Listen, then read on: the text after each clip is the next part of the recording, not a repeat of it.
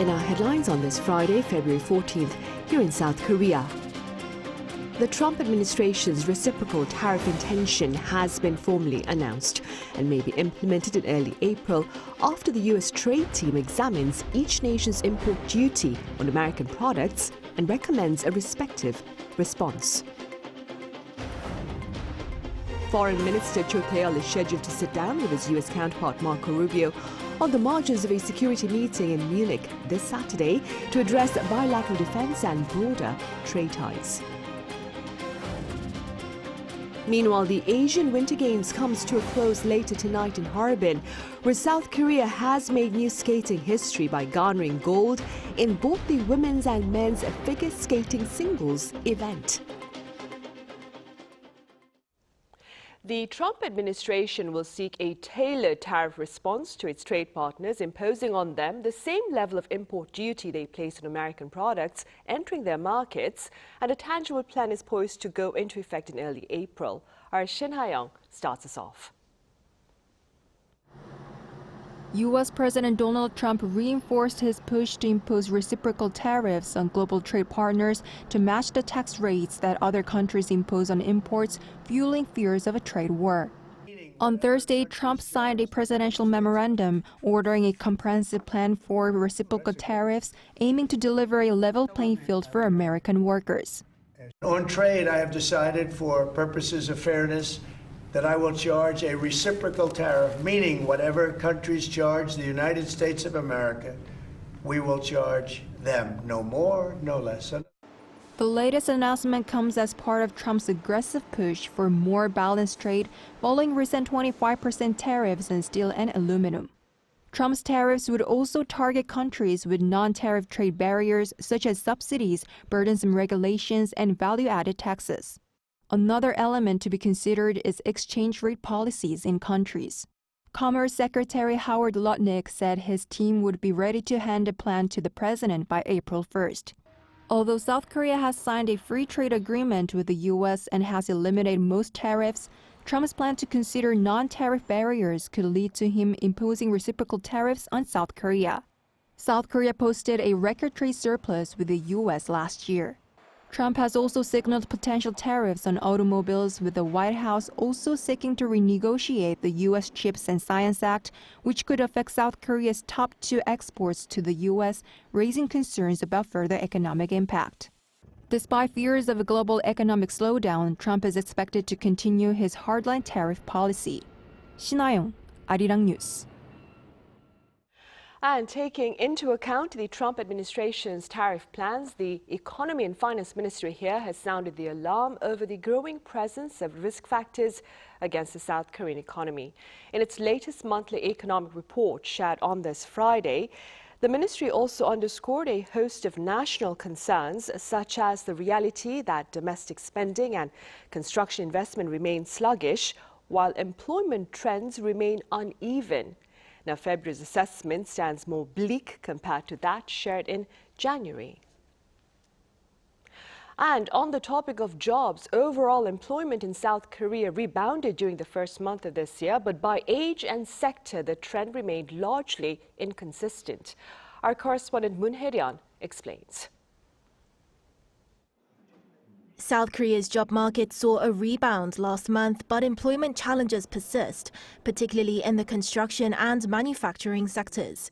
According to Statistics Korea's employment report released on Friday, the number of employed people aged 15 or older reached just under 27.9 million in January, marking a year-on-year increase of 135,000. This comes following a decline in December. By industry, the health and social welfare sector led job gains, followed by professional, scientific and technical services and the information and communication sector. However, jobs in construction saw the biggest decline since data collection began due to a slump in the construction sector, alongside a drop in manufacturing jobs for the 7th straight month, despite booming semiconductor exports. Retail and wholesale employment also saw losses, marking 11 consecutive months of decline. By age group, employment among those aged 60 or older saw the biggest increase, adding 340,000 jobs. In contrast, younger workers struggled. The number of employed individuals aged 15 to 29 dropped by 218,000, the sharpest decline since January 2021. With this latest data, the country's finance minister and acting president Choi Sang-mok pledged a series of measures to vitalize the country's job market during an economic policy meeting on Friday. We will create over 1.2 million public sector jobs by the first quarter, the highest number ever, through expedited hiring.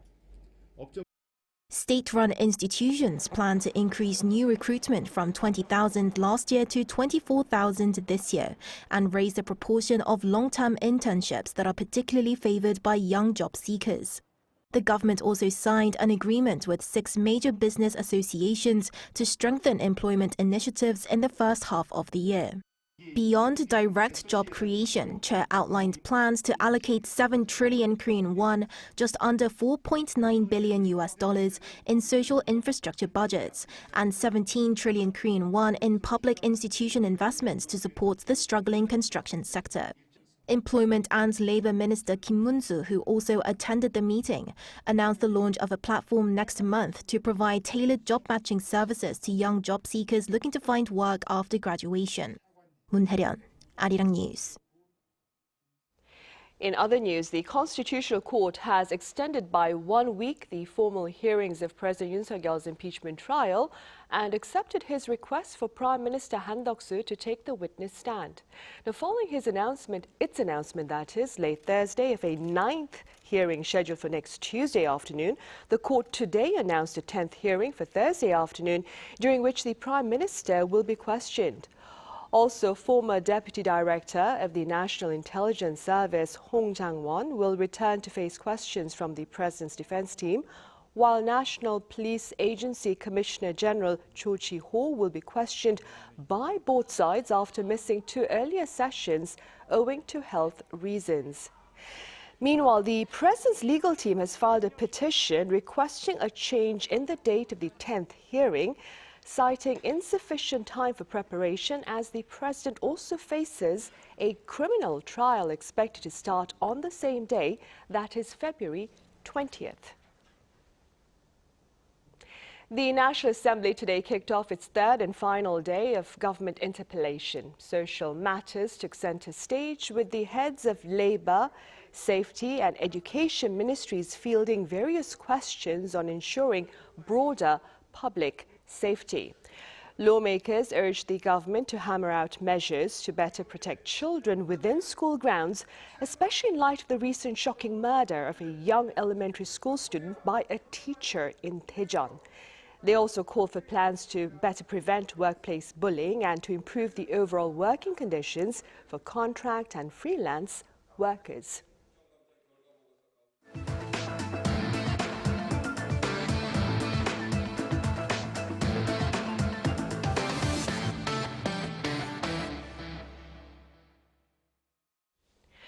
Come tomorrow, that is Saturday, Foreign Minister Cho Tae-yeol will meet with his American and Japanese counterparts on the sidelines of a security meeting over in Munich. Our foreign affairs correspondent PNG covers this agenda and its broader implications. South Korea's foreign minister left for Germany on Friday afternoon to take part in the Munich Security Conference. There, Cho Tae-yeol will hold talks with his American and Japanese counterparts, Marco Rubio and Takeshi Iwaya, on Saturday local time. Seoul's foreign ministry said it hopes the meeting will become an opportunity to discuss ways to handle North Korea's nuclear threats and economic security issues. This is the first time that the 3 officials are meeting since U.S. President Donald Trump returned to the White House on January 20th. Pundits say this signifies that the trilateral cooperation will continue throughout Trump's 2nd term in office. In a press conference on Friday, the Japanese foreign minister hinted that the 3 countries will reaffirm the importance of their partnership during the meeting. And also on Saturday, Cho will sit down for a separate bilateral meeting with Rubio, where they will likely address the 2 countries' alliance and ways to boost security cooperation. This is set to be another very important meeting for South Korea, especially at a time when the country is left without a leader, and as Trump's return poses a challenge for not only South Korea, but also for the rest of the world. The security issue is the most important issue because Trump already mentioned several times that he has every intention to meet Kim Jong-un again. So South Korea should have a very close cooperation with the United States to how to deal with the denuclearization issue with the United States. The meeting will reportedly be held for only about half an hour. So some experts believe there won't be enough time to talk about other issues that Seoul is concerned about, such as tariffs or sharing costs needed for American troops in South Korea. 배은지, Arirang News. The head of the U.S. Space Operations Command has warned North Korea against any attempt to challenge the ROK-U.S. security alliance. Now, speaking to Seoul-based Yonhap News Agency, Lieutenant General David Miller asserted that North Korea's missile technology had become the biggest threat to the Korean peninsula, but affirmed that any action by the regime aimed at testing South Korea's security alliance with the U.S. would be a grave, quote, mistake. He also stressed that while it remained difficult to predict North Korea's actions, the U.S. has been focused on detecting and tracking the regime's related provocations. Curtains are going down on the 9th Asian Winter Games in the Chinese city of Harbin tonight, with South Korea early having made history in both the women's and men's figure skating singles category. Our Choi Seong has these highlights and more. On the last day of the 2025 Winter Asian in Harbin, Team Korea added more medals. In the women's curling event, South Korea won the gold medal facing off against China. South Korea's team of Kim Eun-ji, Kim Min-ji, Kim Soo-ji, Seol Ye-eun and Seol Ye-ji beat China 7-2. The men's team had to make do with silver after losing to the Philippines in the final 3-5. This is the Philippines' first ever medal at the Winter Asian Games. The South Korean men's ice hockey team beat China to win the bronze medal. With a 5-2 victory, Team Korea finishes on the podium for the fourth consecutive time since the 2007 Changchun Games. Although they lost to Japan in a shootout during the semi-finals, they earned a come-from-behind win against China in the bronze medal match. Meanwhile, the women's team lost to Kazakhstan and finished in fourth place. On Thursday, two figure skaters made history, winning gold medals in both the men's and women's figure skating single event. Male figure skater Ta Jun-hwan and female figure skater Kim Tae-yeon ranked second after the short program. However, both skaters stood on the top podium following flawless free skating programs. Ta finished with a final tally of 281.69 points, while Kim scored 219.44 points overall, a personal best, beating three-time world champion Kaori Sakamoto of Japan.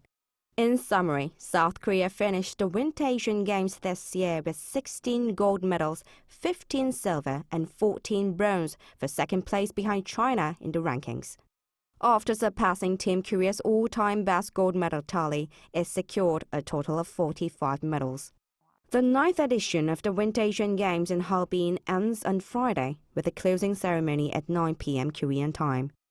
Choi Soo-hyung, Arirang News.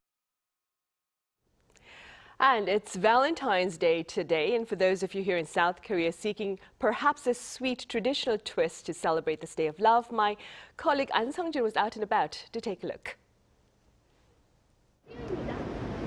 On Valentine's Day, February 14th, it's common to see stores with large displays of chocolate or candy. But for those that are looking for something different, Korean traditional sweets can be the answer. Boxes of colorful, visually appealing sweets. These are known as Dasik.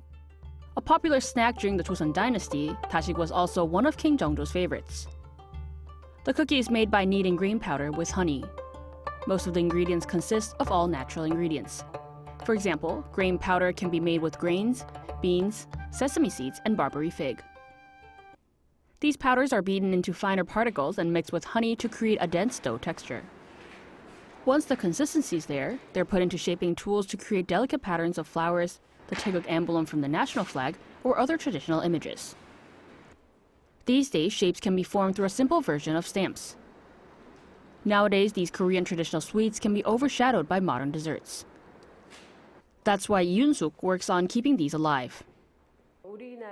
I teach these classes with the hope that not only can people these days easily access our traditions, but also to blend aspects of Korean tradition and modernity in harmony. So for those who aren't familiar with these traditional sweets yet, why not give them a try? An Sung-jin, Arirang News.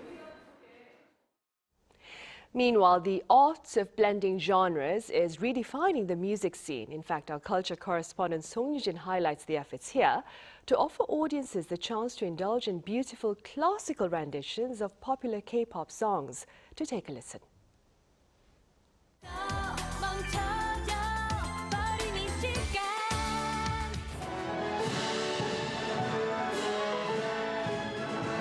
This 2007 hit by SM Entertainment's girl group Girls' Generation, Into the New World, has jumped into a new world, the world of classical music. Since 2020, SM Entertainment and the Seoul Philharmonic Orchestra have teamed up with 8 classical renditions of songs by artists such as SHINee, Red Velvet, and aespa. Now they've brought the world's first ever K-pop orchestra live concert to Seoul. It's the first of a kind in that the entire setlist performed by the orchestra is K-pop songs. So we're very proud of that. Performing over a dozen K-pop songs is a new experience for everyone, starting with arranging the music. The key was to keep the original while adding originality. When arranging, we sample works by famous classical music composers. We looked for pieces that would blend well with the original K-pop track to stay true to the original and highlight the classical elements. Then it was practice, practice, and more practice until every note hit the mark. We watched the original performance videos and compared them to the sheet music. Our goal was to bring the lyrics, rhythms, melodies, and emotional depth of the K-pop tracks into our orchestral performance. Finding this new groove wasn't easy. The orchestra's associate concertmaster compares it to learning a new language. Because we're so used to playing all the, normal classics, Beethoven, Mahler, Brahms, and then now, all these K-pop songs. So it's been a little bit, kind of like challenging in a way. But in the end, they discovered the beauty of crossing genres and unlocking new potential. We're taking K-pop's flashy performance and transforming it into something you can appreciate with just your ears. We're not just playing melodies. We're reimagining K-pop as 21st century orchestral music. Even if you're not familiar with the original songs, you'll find something to enjoy. Two genres worlds apart have come together to strike a chord, creating something groundbreaking, making classics trendy, and turning trends into timeless classics. Song Yoo-jin, Arirang News.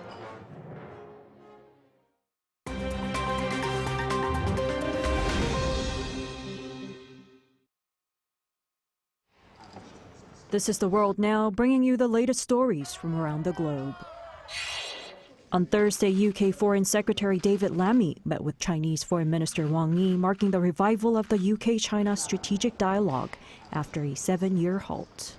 The talks in London encompassed bilateral economic cooperation, international security, and areas of contention. Lammy emphasized the importance of addressing issues where the UK and China do not always see eye to eye, stressing the UK's concerns in some areas. Key points included China's support for Russia amid the ongoing Ukraine conflict, human rights issues in Hong Kong, and the situation in Xinjiang. British Prime Minister Keir Starmer also attended the meeting of two foreign ministers, highlighting the UK's dedication to establishing a consistent and respectful bilateral relationship. In the German city of Munich, a driver drove a car into a crowd, leaving at least 30 people injured. On Thursday local time, a white Mini Cooper plowed into a crowd at a trade union rally near Munich's central train station. The driver, a 24-year-old Afghan asylum seeker, was arrested. The incident injured 30 people, including children, and several victims sustained serious injuries. Authorities believe the act was deliberate, though the exact motive is still being investigated. The suspect had a history of minor offenses, and his asylum application had been rejected in 2020. Yet deportation was deferred due to safety concerns in Afghanistan. In Panama, President José Raúl Mulino said Thursday that the country received its first U.S. deportation flight the previous day, carrying 119 migrants from various nationalities, including China, Pakistan, and Afghanistan. The initiative follows an agreement with U.S. Secretary of State Marco Rubio, designating Panama as a transit point for deported individuals. The migrants will be temporarily housed in a shelter in Panama's Darien region before being repatriated to their home countries. 2 more flights are planned, totaling approximately 360 deportees. Sports industry news site Sportico released its list of the highest-paid athletes in 2024 on Thursday, with Portuguese football player Cristiano Ronaldo on top for the second consecutive year, with $260 million earned. Stephen Curry, Tyson Fury, Lionel Messi, and LeBron James completed the top 5. The top 100 athletes collectively earned $6.2 billion, marking a 14% increase from the previous year.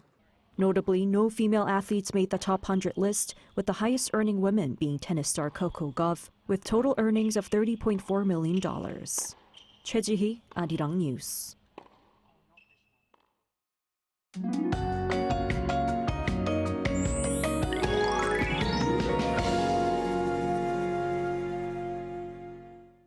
Spring-like weather was seen across the country today. With mild westerly wind, the daytime temperature in Seoul rose up to 10 degrees Celsius, making it as mild as mid-March. The weather will continue to be warmer than usual this weekend.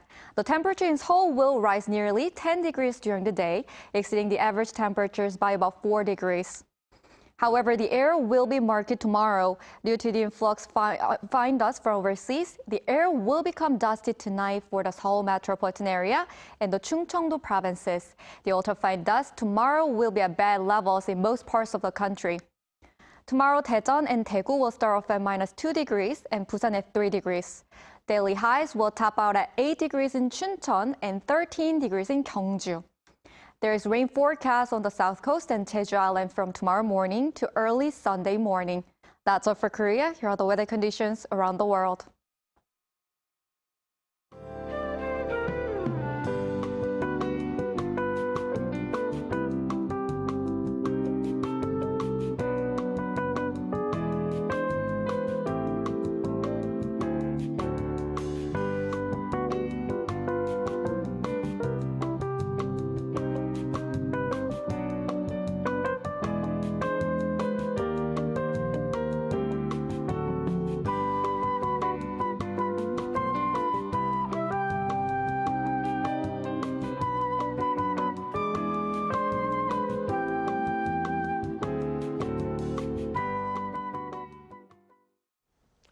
Right, those are the headlines at this hour here in South Korea. Coming up right after this break is our daily panel session, so do stay with us. In the meantime, thank you for watching.